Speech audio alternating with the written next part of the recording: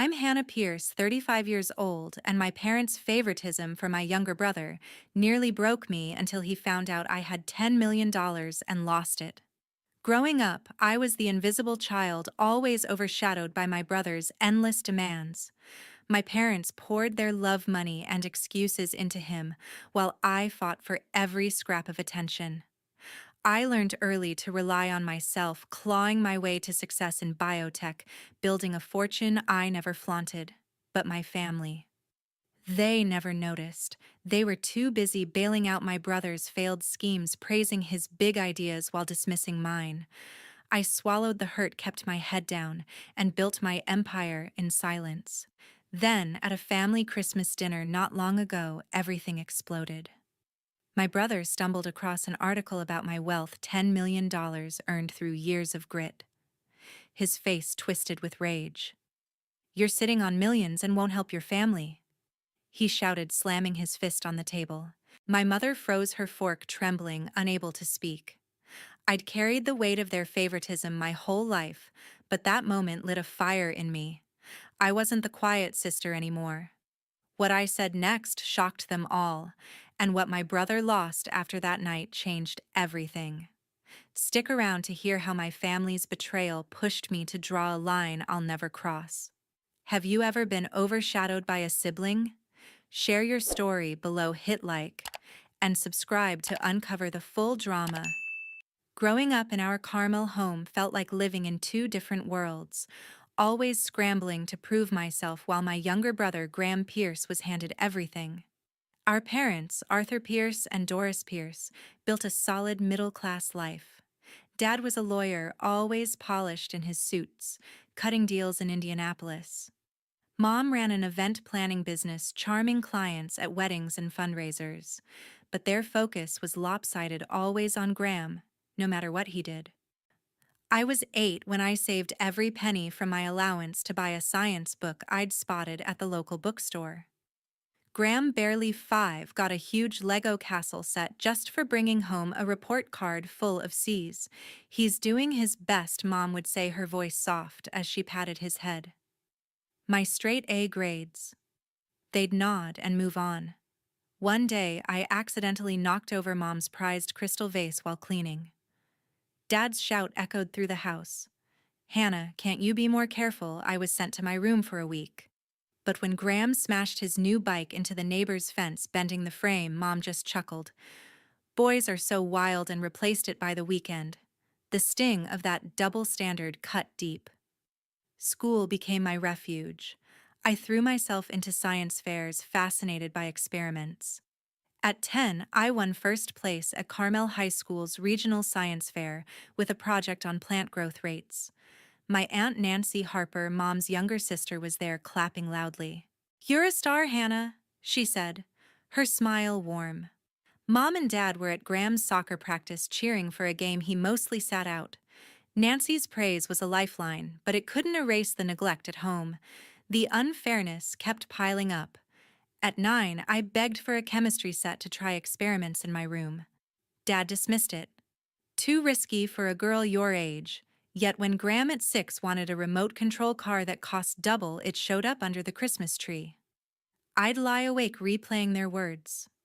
Once I overheard Mom tell Dad, "Graham's got so much promise. We need to support him." Promise I was acing every quiz, but they never noticed.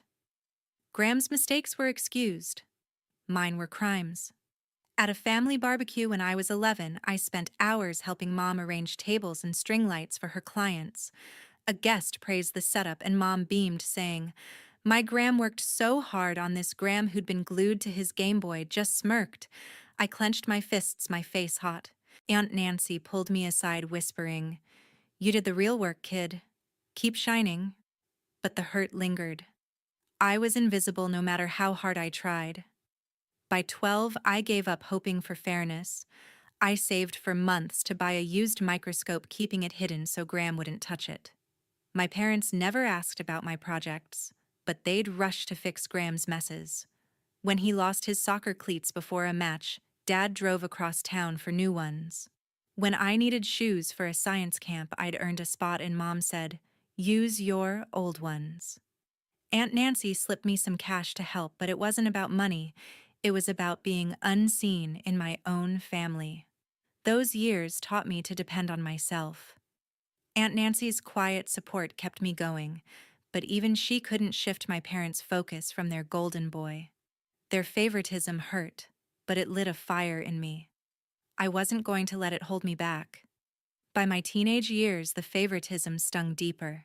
I was 15, pouring my energy into the science club at Carmel High School, where I built DNA models and planned experiments until midnight. My grades were perfect, but college was a looming expense, and Dad made it clear you're on your own for tuition. So I started working at Main Street Coffee, steaming lattes and scrubbing counters after school. The hours were brutal, scalded fingers, aching legs, but every paycheck brought me closer to my dream. At home, Mom would rave about my brother Graham's big ideas over dinner, barely noticing my exhaustion. At 16, Graham flunked his driving test twice, but Dad still bought him a Jeep Wrangler gleaming in the driveway. "He'll figure it out," Dad said, brushing off the failure. I was still 15, walking to work in sneakers so worn the soles flapped. I saved for months to buy a used graphing calculator for my science projects, while Graham got new headphones without asking. I overheard him boasting to friends, "My parents always have my back." The words twisted in my chest. I'd never felt that kind of support. When I turned 16, Aunt Nancy visited and handed me a heavy book on biotechnology, its cover promising breakthroughs in medicine. "This is your future, Hannah," she said, her eyes shining. I devoured it, reading late into the night, scribbling ideas about diagnostics and gene therapies. That book wasn't just pages, it was a fire fueling my passion for biology. I hid it from Graham, knowing he'd mock it or worse, ruin it. Aunt Nancy's belief in me was a rare gift, one my parents never offered. The double standards kept coming. At 18, I earned a scholarship to a prestigious summer science program, but it didn't cover travel. I asked Mom for a small loan. "Money's tight," she said, her tone final. Days later, they paid to fix Graham's Jeep after he scraped it racing friends. I took extra shifts at the coffee shop, sacrificing sleep to afford the trip. Graham, then 16, cruised past me in his Jeep while I walked home, my backpack stuffed with library books. The unfairness burned, but I channeled it into my work. The science club was my sanctuary. I led experiments, organized regional competitions, and even coached younger students. My teacher, Mrs. Larson, saw my drive. "You're going to do big things, Hannah," she said, after I presented a project on early cancer detection. Her praise hit hard, echoing Aunt Nancy's encouragement. But at home, I'd share my achievements, and Dad would just ask Graham about his soccer practice. Mom stayed buried in her event planning binders, oblivious. By 19, I got into a top university for biology, but the tuition gap was massive. I worked double shifts at Main Street Coffee, balancing classes and study sessions on no sleep. My parents didn't contribute a cent yet. When Graham at 17 pitched a business selling custom sneakers, they gave him $1,500. The idea crashed in weeks, but they just shrugged. I stopped expecting their help, relying on my own grit. Aunt Nancy sent me a card with $60 and a note. "You're unstoppable, Hannah." I pinned it to my wall, a daily reminder of my strength. Those teenage years forged me. The favoritism was a constant weight, but working at the coffee shop, diving into biotech books, and scraping by for college showed me I didn't need my parents' validation. I chose biology not to win their approval, but to prove to myself I could rise above their neglect. That resolve became my foundation, pushing me toward a future they couldn't dim. After diving into college, I set my sights on a biotech career. By 23, I graduated with a biology degree fueled by late-night study sessions and Aunt Nancy's unwavering support. I moved to Indianapolis and launched a biotech startup, betting everything on a rapid blood testing device that could diagnose diseases in minutes. The early days were relentless, pitching to doubtful investors, working in a small lab that hummed with machinery. But I kept going, driven by a vision to transform healthcare. After a few years, my device won FDA approval, and my company's value surged, earning me $10 million. I didn't breathe a word to my family. Their lifelong dismissal made me guard my success like a secret weapon. My brother Graham was stumbling through his own ventures. He poured his energy into an online retail app, calling it a game changer. It was a flop buggy poorly planned and ignored by users. Still, Dad and Mom handed him $50,000 to keep it running. "He's got big ideas," Dad said during a call I caught on a brief visit home. I gripped my coffee mug, remembering how they'd refused to fund my startup years earlier. "Too uncertain," Mom had said, waving off my plans. Graham's app collapsed within months, but my parents just shrugged, as if his failures were endearing. I stayed away from Carmel, only returning for holidays like Thanksgiving or Easter. When I did, I dodged talk about my work. Just staying busy, I'd say, shifting focus to Graham's schemes or Mom's event planning triumphs. Dad showed no curiosity about my life, more absorbed in Graham's potential. Mom would nudge me about finding a real path, as if my career was a passing phase. My reality, a company reshaping medicine, millions in my name, remained hidden. I wasn't keeping it quiet out of humility. I was protecting it from their apathy. At a Thanksgiving gathering, Graham cornered me by the dessert table, pitching a new revolutionary app for custom furniture. "You should back me, Hannah," he said, his tone smug. I forced a nod, muttering, "I'll pass." I hadn't told him about my company, let alone my wealth. Aunt Nancy, sipping wine nearby, gave me a subtle wink, but said nothing. She'd once asked about my work, but I downplayed it with, "It's moving along." Even with her, I stayed cautious, wary of my family turning my success into their opportunity. Graham's failures kept rolling. After his app tanked, Mom and Dad helped him rent a sleek loft in Carmel, no strings attached. I'd built my company from nothing, savings loans and sheer will, without a cent from them. During an Easter visit, Dad wondered aloud why I wasn't more driven like Graham. I nearly laughed. My device was saving lives in clinics nationwide, but to them, I was still the daughter who needed to get serious. The irony cut deep, but I held my tongue, keeping my achievements under wraps. My focus was my work. I expanded my team, upgraded our lab, and secured new patents. Industry leaders hailed me as a trailblazer. Medical journals praised my device's precision. But every Carmel visit dragged me back to the same old dynamic: Graham the star, me the afterthought. At one holiday dinner, Mom raved about Graham's bold vision while I sat silently, my success a private fortress. Aunt Nancy leaned over, whispering, "You're doing enough, Hannah." Her words steadied me, but the old pain lingered. Hiding my life was a choice. I wanted to throw my success in their faces, make them see what I'd built without them. But I knew how it would play out. Graham would ask for a loan. Mom and Dad would brush it off. So I stayed quiet, letting my company thrive in the shadows. My wealth, my device, my victories, they were mine, earned through years of being overlooked, and I wasn't about to let my family claim them. Last summer, a family barbecue turned tense. The backyard in Carmel buzzed with neighbors and the smell of grilled burgers, but I felt like an outsider in my own family. My brother Graham had brought his new girlfriend, Raven Scott, an Instagram influencer with a bright smile and a knack for attention. Halfway through the evening, they cornered me near the picnic table, their faces lit with excitement. "Hannah, we've got a killer idea," Graham said, his voice brimming with confidence. "An app for personalized travel itineraries. We need $1 million to launch it." "You're doing well. Why not invest?"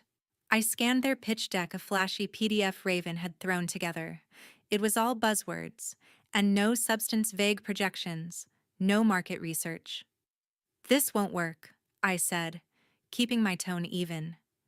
"You've got no data on user demand or competition." Graham's face reddened. "You're just shooting it down because you're jealous," he snapped. Raven chimed in, her voice sharp. "Graham said you'd be like this, too selfish to help."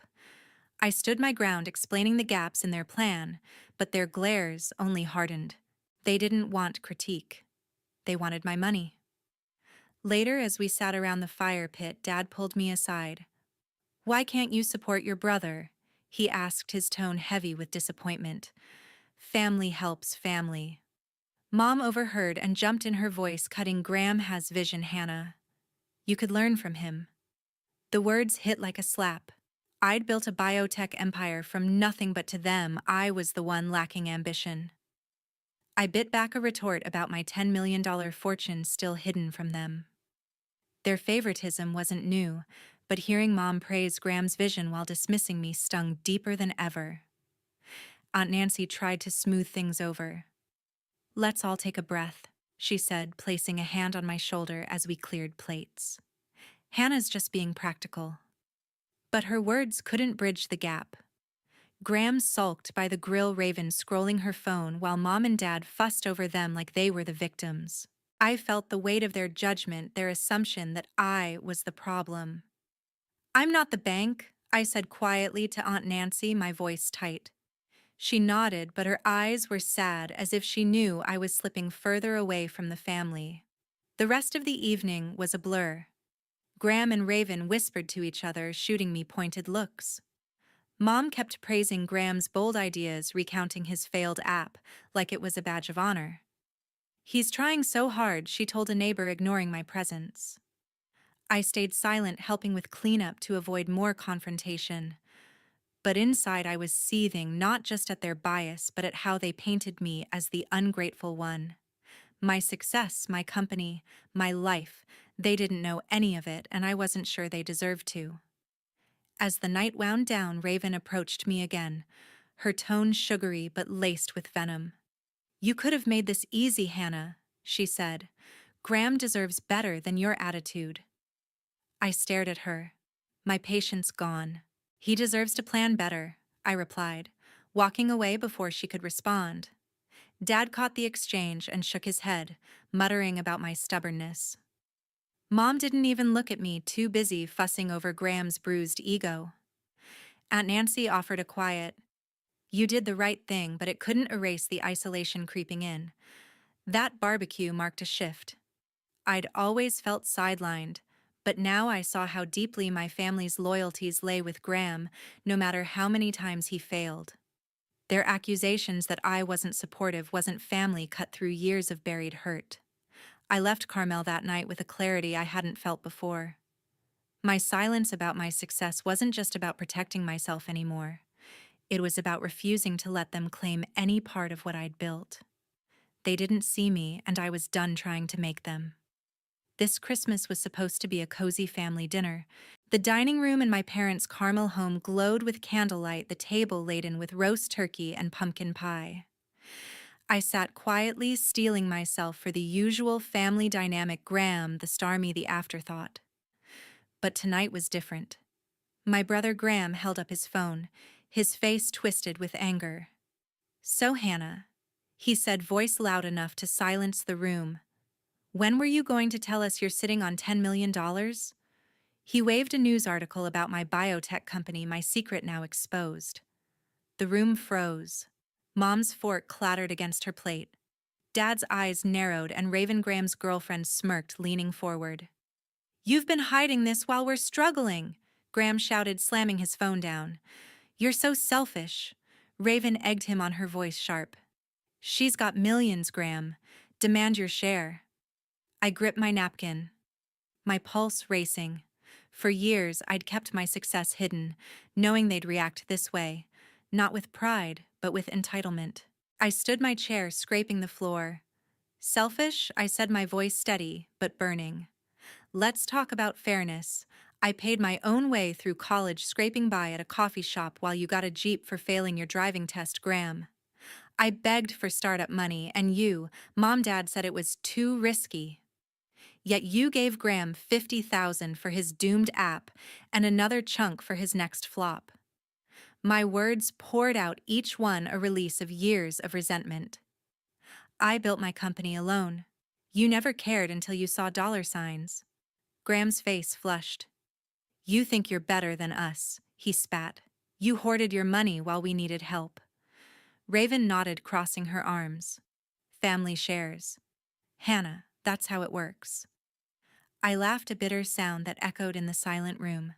Family. Where was family when I was working double shifts to afford tuition? Where was family when I pitched my ideas and got nothing but shrugs? Aunt Nancy, sitting quietly, tried to intervene. "Hannah's right," she said softly. "She earned this on her own." But her words were drowned out by Graham's glare. Mom sat stunned, her face pale, unable to speak. Dad shook his head, muttering, "You should have told us, Hannah." Not an apology. Not pride, just blame. I looked at Mom, waiting for her to say something, anything to acknowledge the years of neglect. She stared at her plate, lips tight, offering nothing. The silence was louder than any argument. My chest ached, not from sadness, but from the finality of it all. They didn't see me. They saw a bank account. Raven leaned toward Graham, whispering loud enough for me to hear, "She owes you, babe. Push harder." That was it. I grabbed my coat from the chair, my hands trembling. "I don't owe you anything," I said, my voice cutting through the tension. "I've spent my life proving myself to a family that never noticed. I'm done." I walked toward the door, the smell of turkey fading behind me. Graham shouted after me, "You're turning your back on us." I didn't turn around. Mom's silence, Dad's disapproval, Raven's greed, it was all too much. Aunt Nancy followed me to the porch, her eyes wet. "Hannah, please," she said, grabbing my arm. "They're wrong, but don't shut us out." I hugged her, my throat tight. "I love you, Aunt Nancy, but I can't keep doing this." I stepped into the cold December air, my breath visible, my decision clear. That night, I drove back to Indianapolis, the lights of Carmel fading in my rearview mirror. I wasn't just leaving a dinner, I was leaving a family that had never truly been mine. My wealth, my work, my worth. They were mine alone, and I would protect them from those who only saw me as a means to an end. After that Christmas, I walked away from my family for good. My phone buzzed with messages from Dad, Mom, and my brother Graham in the weeks that followed, but I let them pile up unanswered. Their calls went to voicemail, their texts ignored. I'd spent years chasing their approval only to face accusations and greed when my success came to light. The silence I chose wasn't revenge, it was freedom, a line drawn to protect the life I'd built. Graham's life unraveled fast. He sank what little money he had into a cryptocurrency scheme, chasing quick riches with no research. The market crashed, wiping him out. Raven, his influencer girlfriend, vanished as soon as his bank account dried up. "She left me high and dry," he complained in a voicemail I never returned. He moved into a rundown apartment, scraping by on government assistance, his dreams of startups abandoned.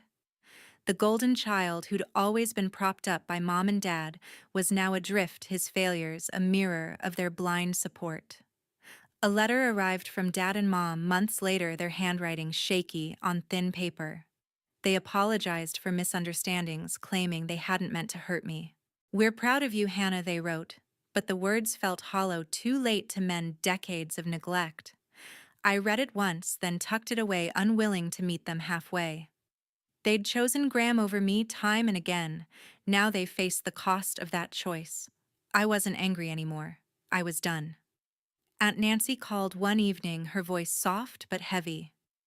"I understand why you're pulling away," she said, "but don't shut me out too." I thanked her, my heart aching for the one person who'd seen my worth. Still, I kept my distance, needing space from everyone tied to that painful past. "I need time," I told her, my words gentle but firm. She didn't push, but her sigh lingered in my mind, a reminder of the family I'd once hoped for. My focus turned to my company in Indianapolis.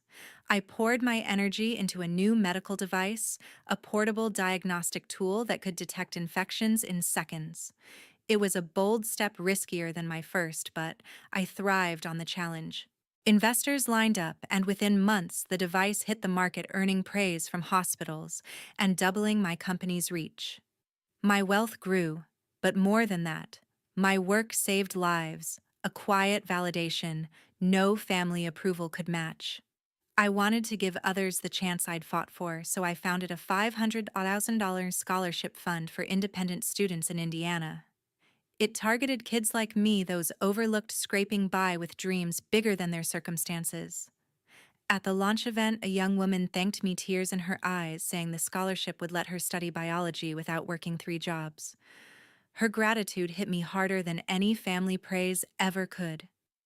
I'd built something meaningful, not just for myself, but for those who'd walk a similar path. Meanwhile, Graham's life stagnated. Without mom and dad's handouts, he couldn't muster the drive to start over. He took odd jobs, living paycheck to paycheck, his confidence eroded. Dad and mom, once so quick to bail him out, were now isolated in their Carmel home. They'd lost touch with both of us, Graham too proud to ask for help, me unwilling to return. Their favoritism had fractured our family, leaving them alone with their regrets. Aunt Nancy told me they rarely left the house, their social circle shrinking as neighbors whispered about their broken family. Looking back, I see the lesson carved into every step of my journey. Self-reliance pulled me through years of unfairness, turning pain into strength. Favoritism, like my parents showed Graham, doesn't just hurt the overlooked, it destroys the bonds that hold a family together. I didn't need their validation to thrive, but I wish they'd seen that sooner for all our sakes. My story isn't just mine.